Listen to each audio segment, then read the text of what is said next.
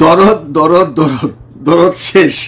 দরদ নিয়ে কম বেশি প্রচুর আলোচনা সমালোচনা, শেষ পর্যন্ত ছবি রিলিজ হয়ে গেছে, এক সপ্তাহ শেষ। এখন আমরা সামনের দিকে তাকাবো। সামনে আসছে বরবাদ। তো বরবাদ তো আসছে রোজার ঈদে, তারপর কোরবানি ঈদে যদ্দূর শোনা যাচ্ছে তুফান 2 হচ্ছে না, হচ্ছে রায়হান রাফির সাথে SBF, চরকি, আলফাই এরা মিলে করবে তাণ্ডব, সেটাও শাকিব খানের। আমি শাকিব খানের সিনেমা নিয়ে আলোচনা করি এই জন্য বন্ধুরা, শুধুমাত্র আপনারা দেখেন তাই নয়, এছাড়া আলোচনা করবো কারে নিয়ে রে ভাই, কোন ছবিটা হচ্ছে, কোন ছবি নিয়ে আলোচনা করবো, যে এই ছবিটা হচ্ছে, ওইখানে এইটা এই হচ্ছে, ওই হচ্ছে, এই নতুন নতুন জিনিস হচ্ছে, কারিশমা হচ্ছে, আর্টিস্ট আসছে, কই কিছু নাই তো। তাই নিয়ে আমরা সাকিবের কাছে আসি, সাকিবের কাছে দেখি সাকিবের নেক্সট প্রোডাকশন কি। দরদ চলে গেল, বরবাদ আসছে, রায়হান রাফির তাণ্ডব হওয়ার 99.9% পসিবিলিটিস আছে ঈদে। তারপরে কি প্রোগ্রাম তো আপনাকে এখন থেকেই নিতে হবে। শোনা যাচ্ছে, আমরা বিভিন্ন জায়গায় শুনেছি, কাজল আরিফিন উমি সিনেমা করছে শাকিব খানের সাথে। দেখেন এই আভাসটা অনেক আগেই মালিক আফসারি দিয়ে গেছিল যে বাংলাদেশের একজন প্রখ্যাত টিভির OTTর নাম্বার 1 ডিরেক্টর শাকিবের সাথে আমার সামনেই কথা বলছে। আমরা কিন্তু বুঝে ফেলছি সেটাকে। আফসারি তো খুব নিজের চালাক মনে করে যে আমি যদি নাম না বলি কেউ বুঝবে না, কিন্তু আফসারি আমরা বুঝি ওইটা অমি। তো অমি শাকিবের সাথে কেন? দেখেন বন্ধুরা, এখানে একটা ছোট্ট গল্প আছে। এই কাজল আরিফিন অমির যদি আপনি পুরনো কাজ দেখেন, ব্যাচেলার পয়েন্ট অ্যান্ড ফিমেল 4 বাদ দিলাম, পুরনো কাজ দেখেন, প্রচুর কাজ আছে ওর সাথে। আফরান নিশো আর অমি জিগরি দোস্ত। নাটকে অমির প্রচুর দান আছে নিশুর প্রতি, অমিকে উঠানোর পিছনেও নিশুর প্রচুর দান আছে। এরা এত ঘনিষ্ঠ বন্ধু যারা একসময় প্রমিস করছিল। আমরা ছোটবেলায় দেখি না, ওই যে দুই ফ্যামিলি বলে, ভাইয়া আপনার যদি ছেলে হয়, আমার যদি মেয়ে হয় তাহলে বিয়ে দিব। সিনেমায় দেখি এবং বাস্তবে আছে এরকম ঘটনা। তো অমি আর এই কি বলে নিশো প্রমিস করছিল যে আমরা যদি কোনো সিনেমা বানাই কোনো দিন, তাহলে আমরা দুজনে একসাথে সিনেমা বানাবো, অমি ডিরেক্টর আর নিশু। এই ছিল তাদের মধ্যে একটা প্রমিস। সেই প্রমিসটা নিশু রাখতে পারেনি বা অমিও রাখতে পারেনি। আমি কাউকে দোষারোপ করবো না। আপনারা জানেন নিশুর প্রথম চলচ্চিত্রে পদার্পণ রায়হান রাফির হাত ধরে সুরঙ্গ ছবিতে। রায়হান রাফি কিন্তু নিশুর এত ক্লোজ না যতটুকু ক্লোজ অমির ছিল। এতে করে অমি মাইন্ড করছে, আর মাইন্ড করারই কথা। অমি হয়তো বলছে, দোস্ত তুমি চলে গেলা, ওরা তো সামনাসামনি বলে না, ভিতরে ভিতরে আর কি, চলে গেলা আমার না বইলা, আমার জন্য ওয়েট করলা না। আবার নিশু ভাবছে এত সুন্দর সুযোগ পাইছি, দোস্ত তোমার লাগে কতদিন ওয়েট করুম। তার জায়গায় সে রাইট না? এই যে সম্পর্ক নষ্ট হয়ে গেল। তো অমির একটা জিদ রয়ে গেছে যে ঠিক আছে, ছবি যদি বানাইতেই হয়, তোমাকে নিয়ে তো বানাইতে পারলাম না, আমি বাংলাদেশের সুপারস্টার মেগাস্টার সবচেয়ে বড় যে আর্টিস্ট শাকিব খান, ওরে নিয়ে সিনেমা বানাবো। শাকিব খানের একটা দুর্বলতা আছে অমির প্রতি। আপনারা জানেন শাকিব খান ইদানিং না অনেকদিন যাবতই ইয়াং অ্যাক্টরদের প্রতি তার একটা আত্মবিশ্বাস। যেমনটি ধরেন প্রথম হিমেল আশরাফ 3টা ফ্লপ ছবি দেওয়ার পরেও তাকে নিয়ে প্রিয়তমা করছে সে। তারপরে আসেন রায়হান রাফি, হ্যাঁ পরান হিট দিছে এর আগে, আর আগের গুলো এমন কোনো সুপার হিট না। পরান হিট দেওয়ার পরেও রায়হান রাফিকে ইয়াং দেখছে, শাকিব খান ভরসা করছে। অনন্য মামুন এত কিছু করার পরেও, এই যে নওয়াব LLB নিয়ে এত নাটক ফাটক করার পরেও অনন্য মামুনের উপর ভরসা করছে। এখন মেহেদী হাসান হৃদয়ের উপর ভরসা করছে। মেহেদী হাসান হৃদয় অনেকেই বলেন যে উনি তো এমন কোনো পপুলার না ভাই, উনি নাটকে পপুলার। ওনার একটা নাটক আছে দৌড়ের উপরে বিয়ে, দেখেন উনি অভিনয় করছে, দেখেন। আমি আপনাদের বললাম না, আপনার দৌড়ের উপর বিয়ে আমি দেখছি। Is a very good comedian also. তারা ভালো ভালো কাজ আছে। আফটার অল ইয়াং, আর এই অমি ইয়াং। তো শাকিব খানের এখন ইয়াংদের প্রতি দুর্বলতা, এখন এদের চোখ। তো আর শাকিব অমিকে নিয়ে সিনেমা বানাবে। আমরা অনেকেই প্রশ্ন করতেছে, অমি যে টাইপের সিরিয়াল বানাইছে, যেমনটি মনে করেন ব্যাচেলার পয়েন্ট, অনেকগুলো আপনারা জানেন প্রচুর প্রচুর প্রচুর প্রচুর পপুলার একটা ওয়েব সিরিজ, এরপরে ফিমেল 4। কিন্তু অমি কিন্তু এর আগে নাটক বানাইছে। আপনি ওর অসময় দেখেন, আপনি ফিদা হয়ে যাবেন।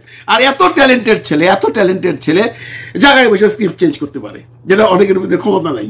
যেমন আমি মনে করেন 26টা ছবি বানাইছি, আমরা যদি বলেন 2টা লাইন লিখতে, আমি পারি না। লেখাপড়া কম শিখি নাই, মাস্টার্স করছি, কিন্তু লিখতে পারি না। এটা আলাদা একটা ট্যালেন্টই লাগে, ওটা আমার মধ্যে নাই, কিন্তু অমির মধ্যে আছে। অমি জায়গায় বসে স্ক্রিপ্ট চেঞ্জ করে গল্পের সাথে লিঙ্ক রেখা একটা ভালো সিকোয়েন্স তৈরি করতে পারে। অমির উপরে ট্রাস্ট করা যায়। অনেকেই বলতেছেন অমি কি তাহলে ব্যাচেলার পয়েন্টের মতো কোনো কমেডি সিনেমা বানাবে, ডাবল মিনিং ডায়লগ দিয়ে বানাবে? আরে ওনাকে বুঝতে হবে ওটা হলো নাটক, মানুষ ঘরে বৈশা বিনা পয়সায় দেখে। অমি বানাচ্ছে সিনেমা, সিনেমা এত সোজা না। আপনারা এই পদে পদে পদে পদে দেখতেছেন, সিনেমার মধ্যে যদি একটুখানি ভুল হয়, একটুখানি স্লিপ কাটেন, রেল লাইন থেকে যদি একটু পাওটা ফসকে যায়, দাবাস একদম পড়ে যাবেন নিচে। কাজে অমি বোঝে। আর আমরা যারা মনে করি বন্ধুরা, যারা নাটক থেকে আসছে, এরা কি সিনেমা বানাবে, নাটক থেকে এসে রায়হান রাফি ভালো করলো, নাটক থেকে এসে হিমেল আশরাফ ভালো করলো, আমি আশা করি বরবাদের এই ছেলেটিও ভালো করবে।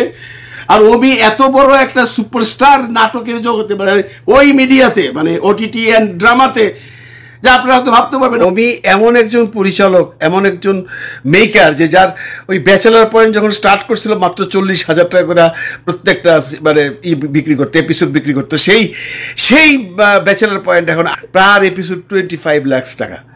এখন তো আর সে ইউটিউবের জন্য বানায় না, এখন সে ওটিটির জন্য বানায়। আপনারা শুনলে এটাও আশ্চর্য হয়ে যাবেন, এক একটা ওটিটির প্রোডাকশনের জন্য বাজেট থাকে 3-4 কোটি টাকা, যেটা দিয়ে আমরা কখনো সিনেমাও বানাই নাই। বাংলাদেশের সিনেমা 3-4 কোটি টাকা খুব একটা হয়েছে গেলে আমার মনে হয় না।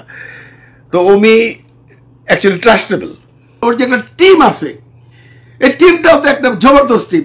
এই যে পলাশ না কাবিলা কি যেন নাম, আমি অবশ্য এত কিছু চিনি না, আমি দেখি নাই, বেশ পপুলার ওরা, বেশ পপুলার। এই কাবিলা ছেলেটা কবে এসছে দেখেন, আমরা ফিল্ম বানাই, ফিল্ম দেখি আমরা অনেকে হয়তো চিনি না, কিন্তু কাবিলা এত পপুলার যে আমি আপনি ভাবতে পারবো না। যারা আমরা এই সিনেমার জগতে আছি, আমাদের বাইরেও কিন্তু একটা জগৎ আছে বন্ধুরা, সেটা হইল ওটিটির জগৎ।